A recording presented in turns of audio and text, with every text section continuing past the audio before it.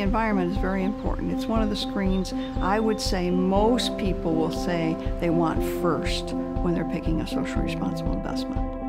When we're talking about environment, we're talking about all kinds of things that have to do with making us a more peaceful society, bringing us closer to those things that are natural, not only out there with our trees and our forest and our streams, but inside our own bodies, our own minds, and in our own home. It's a process of empowerment. It's a process of increasing confidence.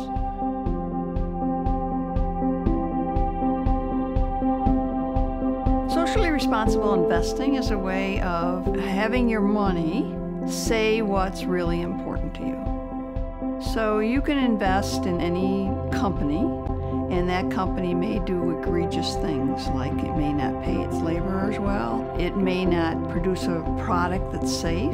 So if you change that and invest your money in a company that's been looked at for the way it treats its employees, or the way it serves the community, or the way it produces a product, then you have a better feeling about what you're doing with your money. There's even some responsible companies that protect indigenous people's rights. Whatever I'm asking the client across the desk for me, I've asked myself.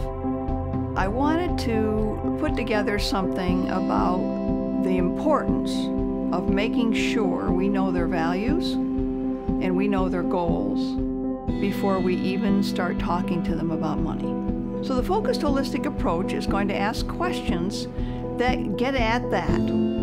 So every time I get an answer about what's important about their money, I'll ask them another question about what's important about their answer. And that will go deeper and deeper until we really get at what do they want their money to do for them. So this brings in the whole person. And it's very important because it has the person in a place where they can think about how to make their life better.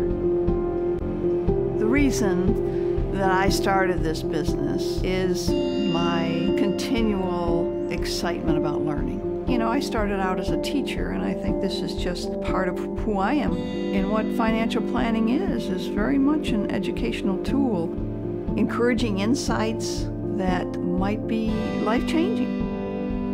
I've known many of my clients since I started in this business in 1985. It started with regular investments, monthly or every payday, and these people who had very little to begin with have built up through time quite a portfolio.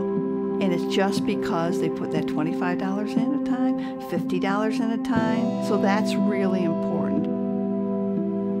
If you can grow your money, you've got a way to handle perhaps catastrophes, you've got a way to handle the unusual circumstances. You've got something that's holding you up.